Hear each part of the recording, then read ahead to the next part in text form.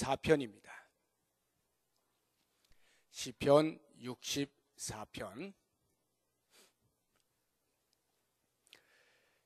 1절에서 마지막 절까지 우리 한 절씩 교독하겠습니다. 하나님이여, 내가 근심하는 소리를 들으시고 원수의 두려움에서 나의 생명을 보존하소서.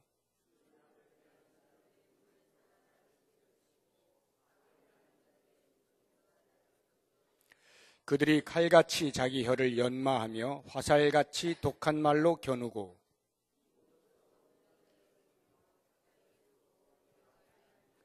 그들은 악한 목적으로 서로 격려하며 남몰래 올무 놓기를 함께 의논하고 하는 말이 누가 우리를 보리요 하며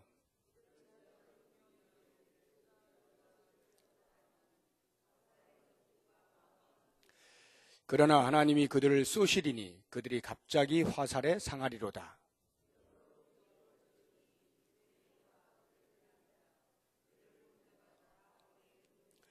모든 사람이 두려워하여 하나님의 일을 선포하며 그의 행하심을 깊이 생각하리로다. 의인은 여호와로 말미암아 즐거워하며 그에게 피하리니 마음이 정직한 자는 다 자랑하리로다. 아멘.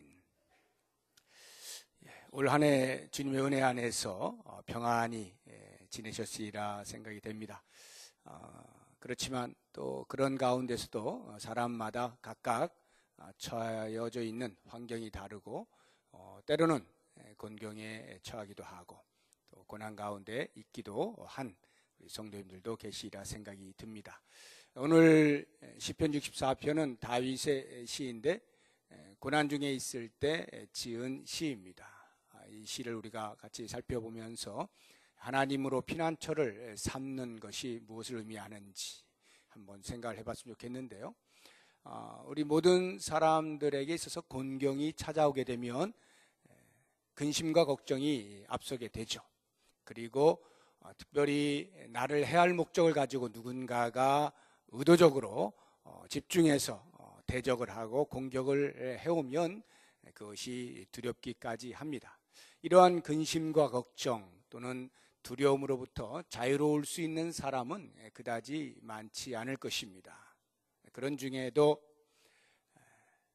그런 고난 중에서 의연하게 대처하거나 견디거나 또는 자유로울 수 있는 사람이 있다면 그 사람은 참 복되다라고 할 수가 있을 것입니다. 어떤 사람이 그렇게 할 수가 있을까요? 아마도 그런 고난이 다가올 때 피할 곳이 있는 사람이거나 아니면 피할 수 있는 방법을 알고 있는 사람이거나 그것도 아니면 누군가가 그 고통 중에서 나를 건져줄 수 있는 도와줄 사람이 있을 때 그 사람은 아마도 비록 고난이 다가온다 할지라도 그다지 당황하거나 낙심하지 아니하고 잘 견뎌낼 수 있을 것이고 또 그 안에서 자유를 누릴 수 있을 것이라 하는 생각이 듭니다. 오늘 우리가 보고자 하는 이 시편 64편의 저자인 다윗의 인생은 전체를 볼 때에 거의 고난으로 점철된 삶이다라고 말을 해도 과언이 아닐 것입니다. 비록 이스라엘의 성군으로 오늘날에도 많은 사람들에 의해서 그 이름이 회자가 되고 있기는 합니다만 가만히 그 삶을 들여다보면 처음부터 끝까지 고난과 함께 했던 인물이었음을 우리가 알게 됩니다. 그런 가운데서도 다윗은 언제나 자유함을 누릴 수가 있었고 그 가운데서도 의연히 대처했던 모습들을 우리가 보게 됩니다.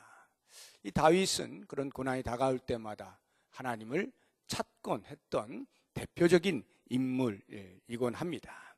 아마도 하나님을 찾게 되어진 것은 하나님께로부터 답을 얻을 수 있다고 하는 확신을 가졌기 때문이라 하는 생각이 드는데 과연 다윗에게 있어서 하나님은 어떤 분이셨기에 이렇게 고난을 당할 때마다 힘들고 어려울 때마다 문제에 봉착할 때마다 하나님을 찾고 하나님께 기도함으로써 이겨낼 수 있었는가 하는 것을 오늘 말씀 안에서 우리가 한 3가지 정도 찾아보면서 동일하게 우리에게도 그 하나님이 어떤 하나님으로 다가오는지 그래서 우리가 어떻게 그러한 환경 속에서 견디고 뚫고 나갈 수가 있는지 하는 것들을 교훈을 삼아 보고자 하는 것입니다. 다윗에게 있어서 하나님은 당신의 자녀의 기도에 신실하게 귀를 기울여 주시는 하나님으로 인식이 되어 있습니다.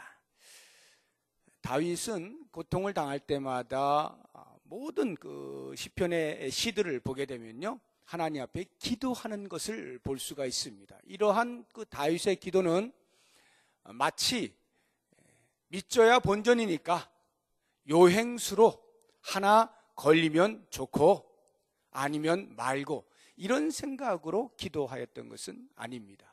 또는 너무나 고통을 견디기 힘드니까 심리적으로 기도하는 행위를 통하여서 그나마 좀 안정을 찾아보자 라고 하는 이러한 목적을 가지고 기도하는 것도 아닙니다. 다윗의 기도의 목적은 들으시는 하나님이 계시고 그 하나님이 분명히 나의 기도에 대하여 신실하게 응답하신다 라고 하는 확신이 그의 경험 속에서 있었기 때문에 그러한 어려움을 당할 때마다 다윗은 기도의 자리를 찾곤 했던 것을 알 수가 있습니다. 다윗에게 있어서 하나님은 살아계신 하나님이에요. 모든 이 땅의 종교들이 만들어 놓은 신이라고 하는 것은 사람이 만든 거잖아요. 죽은 것이죠. 호흡이 없어요. 그러니까 고작 할 수 있는 것이라고 한다면 기도하는 자의 최선을 다하는 정성, 그 이상도 이하도 아닙니다. 그러나 우리 하나님은, 우리의 기도를 들으시는 하나님은 살아계신 하나님이죠. 그래서 구약에도 보면은 언제나 그 하나님을 일컬을 때 아브라함의 하나님, 이삭의 하나님, 야곱의 하나님 이렇게 부르지 않습니까? 아브라함 때 살아계셨던 그 하나님은 이삭의 때에도 살아계시고 야곱의 때에도 살아계신다라고 하는 말이죠. 그래서 우리가 잘 알고 있는 갈멜산 전투에 그 엘리야가 450명의 바알 선지자와 함께 기도로 시합을 할 때 재물을 하늘에서 불이 내려와 불사르는 신이 진짜 신인 것을 경쟁하게 될 때 바알의 선지자들이 아무리 하루 종일 자신들의 몸에 자해를 가하면서 춤을 추면서 뛰놀면서 그렇게 바알의 이름을 불렀지만 꼼짝 안 하던 것이 엘리야가 기도하면서 불이 하늘로부터 내려와 그 살라버리지 않습니까? 그때 엘리야가 어떻게 기도하는가? 그 기도의 첫 문을 여는 말이 아브라함의 하나님, 야곱의 하나님, 이삭의 하나님, 이스라엘의 하나님, 아브라함의 하나님, 이삭의 하나님, 이스라엘의 하나님 여호와여 이렇게 기도합니다. 주는 하나님이신 것과 제가 하나님의 종된 것과 제가 하나님의 말씀을 따라 이 일을 행하고 있는 것을 저들로 알게 해주십시오. 이렇게 기도하거든요. 그가 기도의 첫 문을 열 때 아브라함의 하나님, 이삭의 하나님, 이스라엘 하나님, 즉 야곱의 하나님 이렇게 부르는 것은 그 다음 말이 생략되어 있지만 그 살아계신 하나님, 바로 나 엘리야의 하나님 이렇게 찾는 거죠. 지금도 살아계시는 하나님, 그 하나님을 부르짖고 있는 거 아닙니까? 그 하나님, 우리의 기도에 신실하게 귀 기울여 주시는 그 하나님은 살아계신 하나님이십니다 라고 하는 이 고백이 엘리야에게 있었고 다윗에게도 있었다라고 하는 것입니다. 뿐만 아니라 이 다윗이 그 하나님, 살아계신 하나님이 지금 나의 기도에 귀를 기울이신다. 다시 말하면 자녀에 대한 지극한 관심을 가지고 계시는 하나님, 외면하지 아니하시는 하나님, 긍휼에 풍성하신 하나님. 그래서 우리의 기도에 언제나 신실하게 응답하시기 위하여 준비하고 계시는 그 하나님, 이런 하나님에 대한 확신이 다윗의 마음속에 있었다라고 하는 것입니다. 그렇기 때문에 다윗은 문제가 생길 때마다, 곤경에 처할 때마다 하나님 앞에 나아가는 겁니다. 그리고는 간절히 기도하는 거예요. 기도할 때 하나님께서 그 수렁에서 건져주시는 것을 경험하곤 했던 것이죠. 지금 시편 64편을 보고 있는데 조금만 앞으로 넘겨서 40편을 한번 보시기 바랍니다. 시편 40편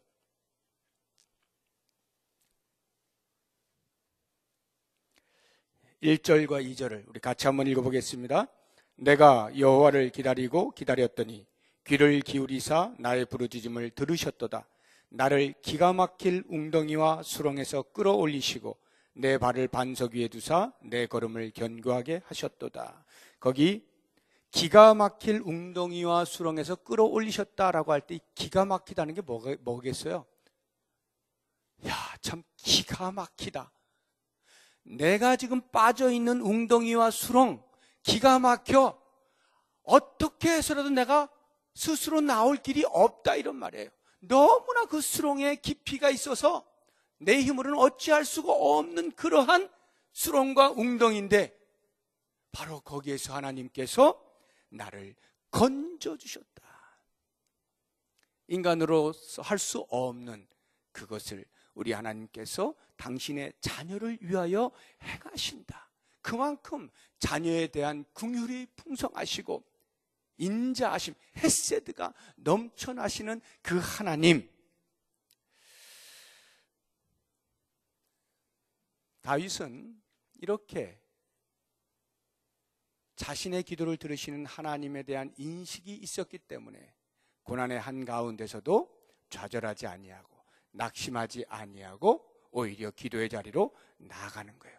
그러니까 적어도 다윗에게 있어서 기도라고 하는 것은 그냥 어떻게 열심히 하다 보면 될 수도 있는 그러한 종교적 장치가 아니라 살아계신 하나님을 만나는 자리고 나에 대하여 지극히 관심을 가지시고 어떻게 하면 은혜를 베풀어 주실까, 자비를 베풀어 주실까 준비하고 계시는 그 하나님을 만나는 자리, 그 자리가 다윗의 기도의 자리였어요. 그런 하나님을 경험하고 있는 다윗에게 있어서 고난이 어떻게 그를 낙심 중에, 좌절 중에 그냥 놔둘 수가 있겠어요? 견뎌낼 수가 있는 것이죠. 우리의 삶 가운데서 때때로 찾아오는 문제들이 있을 때, 어려움들이 있을 때, 고난이 있을 때에 기도의 자리로 나아가는 그러한 삶을 살았으면 좋겠어요.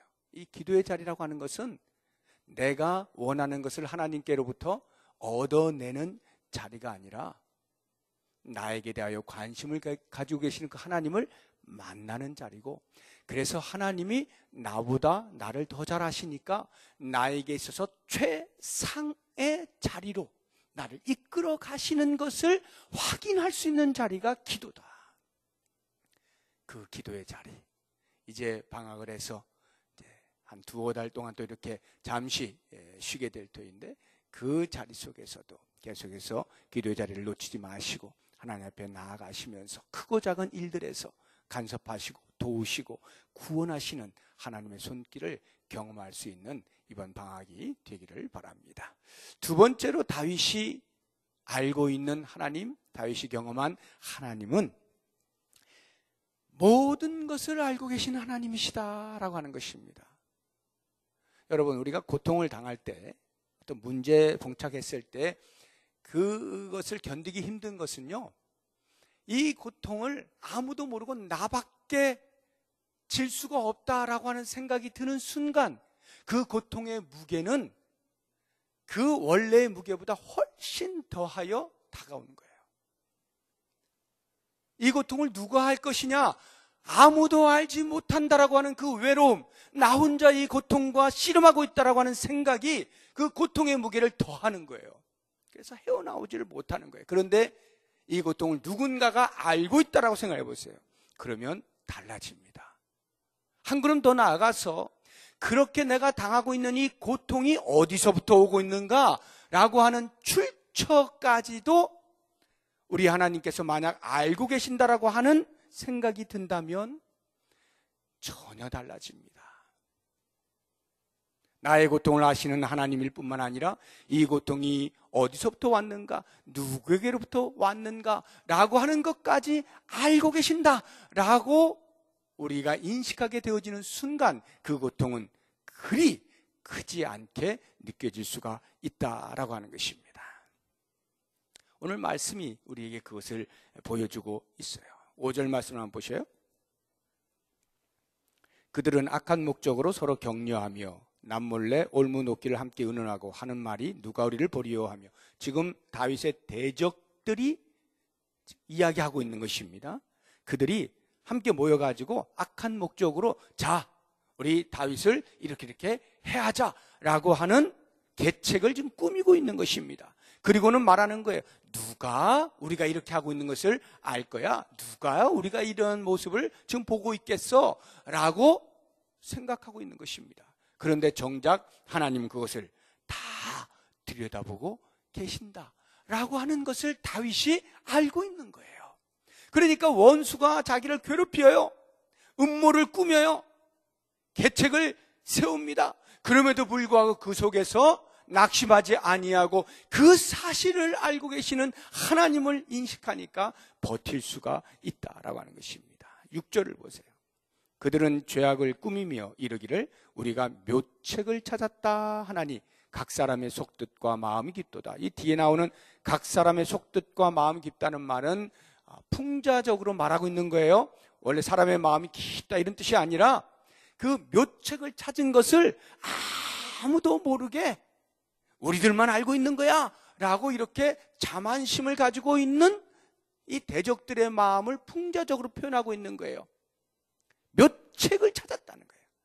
다윗을 어떻게 하면 멸망시킬 수 있는지 묘책을 찾았다. 아무도 모르지 우리만 서로 지금 알고 있는 거야. 우리만 공유하고 있는 거야. 자, 이제 이 계획을 실행하기만 하면 돼 라고 하고 있는 그들의 그 마음 중심을 우리 하나님이 다 꿰뚫어 보고 계신단 말이죠. 그것을 다윗이 알고 있는 거예요. 하나님은 모든 것을 다 알고 계신다라고 하는 것을 인식하게 되니까 그가 비록 원수들로부터 자기는 몰라요. 자기는 그 원수들이 그렇게 계책을 세워서 공격을 하면 속수무책으로 당할 수밖에 없는 연약한 존재이지만 내가 알고 있는 하나님은, 내가 경험한 하나님은 내 고통뿐만 아니라 그들의 그 모든 음모와 계책까지도 그 속 깊은 곳까지도 다 알고 계신다 라고 하는 것에 대한 확신과 경험이 서니까 그 고통으로부터 견디어낼 수가 있다라고 하는 것입니다. 그래서 이 다윗이 성전을 그렇게 짓고 싶었는데 손에 피가 많아가지고 하나님께서 다윗으로 하여금 못 짓게 하잖아요. 그리고는 그 아들 솔로몬에게 짓게 하지 않습니까? 그때 이 다윗이 그 솔로몬에게 그 성전 짓는 그 일에 대하여 솔로몬에게 교훈을 하고 권면을 하면서 이렇게 이야기를 합니다. 한번 찾아보세요. 역대상 28장 9절입니다.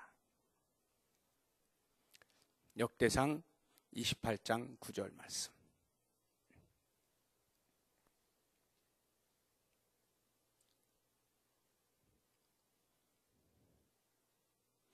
역대상 28장 9절 같이 읽어봅니다. 내 아들 솔로몬아, 너는 내 아버지의 하나님을 알고 온전한 마음과 기쁜 뜻으로 섬길지어다. 여호와께서는 모든 마음을 감찰하사 모든 의도를 아시나니 내가 만일 그를 찾으면 만날 것이요 만일 내가 그를 버리면 그가 너를 영원히 버리시리라. 잘못됐나요? 맞나요? 맞아요? 못 찾으셨어요? 이게 어찌된 일일까요? 잘못됐나요? 제가 한번 보겠습니다. 맞아요? 그런데 왜 저는 하나도 안 들리죠? 제가 분명히 같이 일정을 했던 것 같은데, 예. 자, 혹시 또 제가 이거 잘못 적었나 하고 지금 깜짝 놀라가지고 제가 지금. 자, 거기를 보시게 되면, 솔로몬아 하고 다윗이 권면을 하고 있죠. 여호와께서는 모든 마음을 감찰하사 모든 의도를 아신다. 그러니까 너는 그를 찾아라.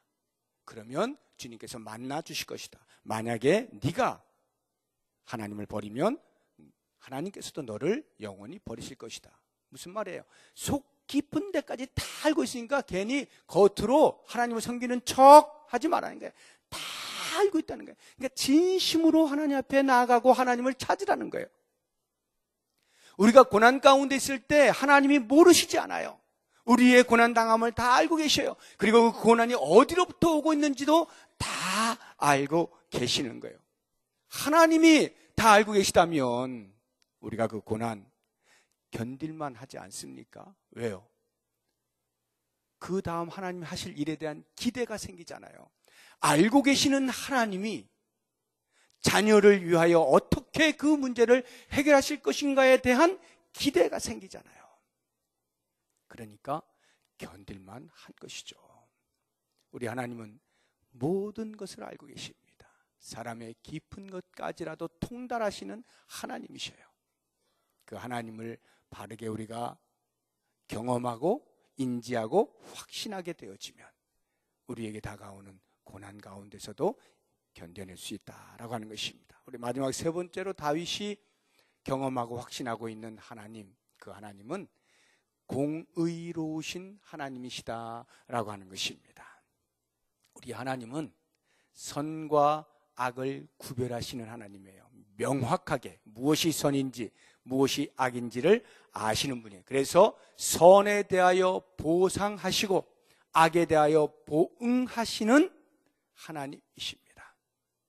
악한 것에 대하여 반드시 그에 따르는 대가를 치르게 하시는 하나님이시다라고 하는 겁니다. 이 다윗의 대적자들이 다윗을 무너뜨리기 위하여 어떻게 하는가? 3절 말씀을 보세요. 오늘 본문의 말씀 3절을 보니까 그들이 칼같이 자기 혀를 연마하며 화살같이 독한 말로 겨눕니다.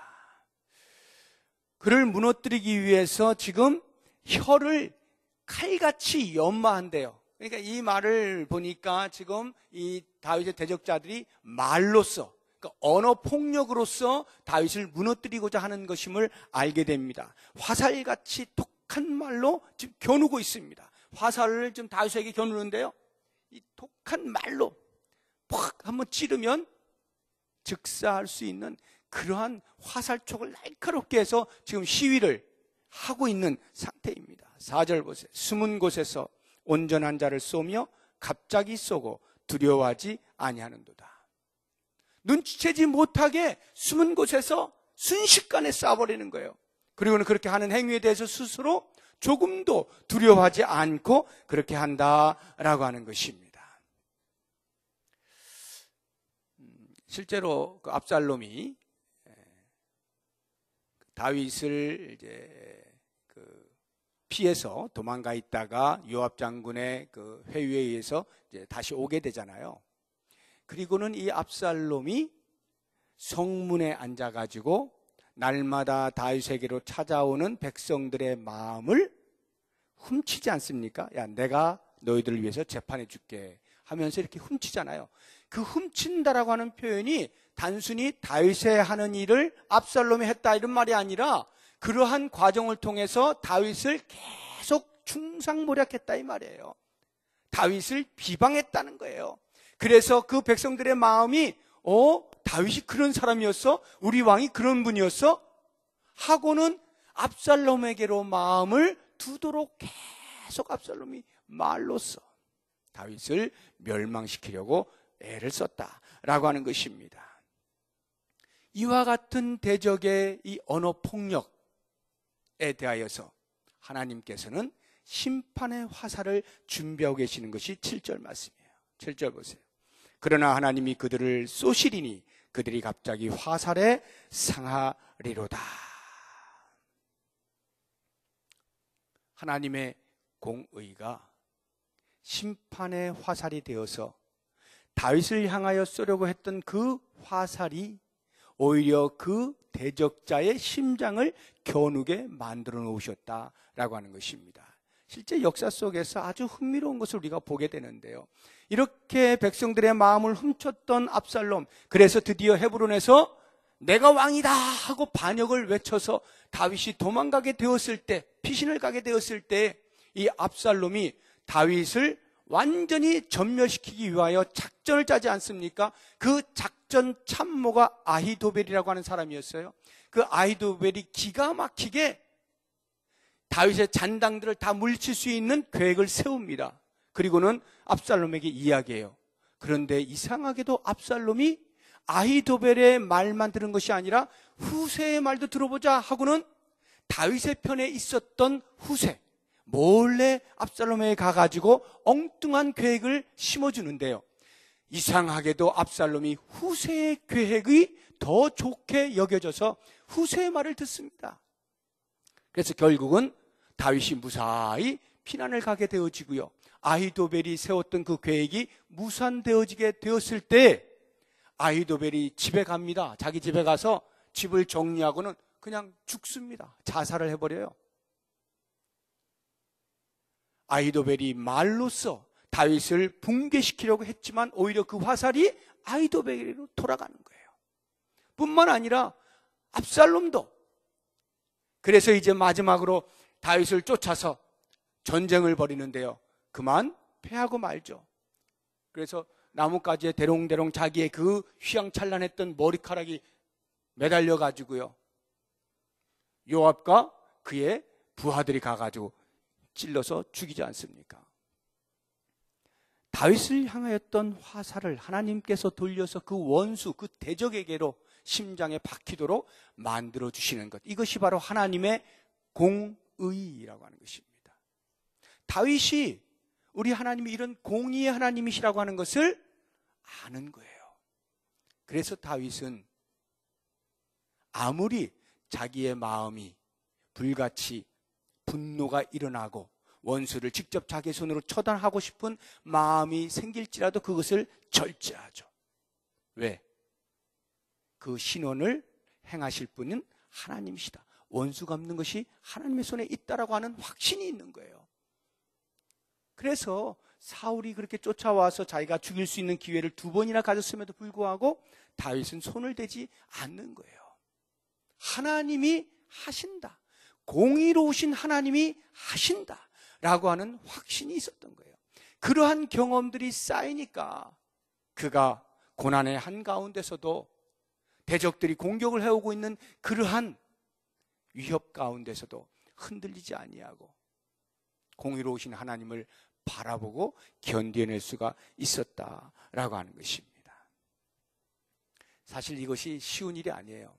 우리는 이 땅에 일어나고 있는 여러 가지 많은 일들을 보면서 이렇게 분노가 치밀어 오를 때가 있잖아요. 왜 이런 불의가 있음에도 불구하고 하나님께서 그냥 놔두실까라고 하는 것에 대한 그 정의로운 분노가 가끔씩 일어나지 않습니까? 그런데 그러한 것들에 대해서는 그래도 어느 정도 관대함이 있어요. 하나님이 하시겠지라고 하는 이런 막연한 관대함이 있어요. 그런데 그 불의가 나에게 다가오면요, 내 사건으로 다가오게 되면요, 견디질 못하는 거예요. 하나님이 왜 가만히 계시나? 나를 왜 이렇게 힘들게 하시나? 이렇게 원수가 나를 힘들게 하며 하나님이 어떻게 해주셔야지 라고 하는 조급증이 생깁니다. 그래서 빨리 어떻게 해주시길 바라고, 거기에서 참지 못하는 사람은 직접 자기 손으로 어떻게 하려고 하는 행위를 하게 됩니다. 그런데 이 다윗은 공의로우신 하나님을 인식하고 있었기 때문에 잠잠히 기다릴 수가 있는 거예요. 이 기다리는 것이 왜 중요하냐 하면 내 손으로 무엇인가를 할 때 때로는 그것이 정확하게 바른 방법으로 시행될 때도 있겠지만 그렇지 못할 때도 많이 있는 것입니다. 내 감정에 치우쳐서 눈에는 눈, 이에는 이, 동형동량으로 딱 해야 되는데 그것이 안 되고 더 넘어서서 나의 분노를 표출하게 되는 경우가 다반사이기 때문에 나는 공의롭게 행하지 못할 확률이 훨씬 높습니다. 그렇기 때문에 그 공의로움에서 조금도 벗어나지 아니하시는 하나님께 원수 갚는 것을 맡겨드린다면 그 공의로움이라고 하는 것은 가장 명확하게 드러날 수밖에 없는 거죠. 그런 의미에서 그 하나님을 인식하는 사람은 기다릴 수가 있는 거예요. 하나님의 공의로우심에 맡길 수가 있는 거예요. 그래서 그 하나님을 알고 경험하는 사람은 어떤 문제에 봉착할 때, 고난 가운데 있을 때 비록 그것이 때로는 힘들게 나에게 다가오고 있지만 그 속에서 잠시만 묵상하여서 하나님이 어떤 분이신가를 인식하게 될 때 거기에서 참을 수가 있는 거죠. 버텨낼 수가 있게 된다라고 하는 것입니다. 그렇게 공의로우신 하나님을 확신하고 기다리고 견디게 되어지면 그 하나님을 인식하는 사람에게 나타나는 현상이 9절과 10절에 나오고 있습니다.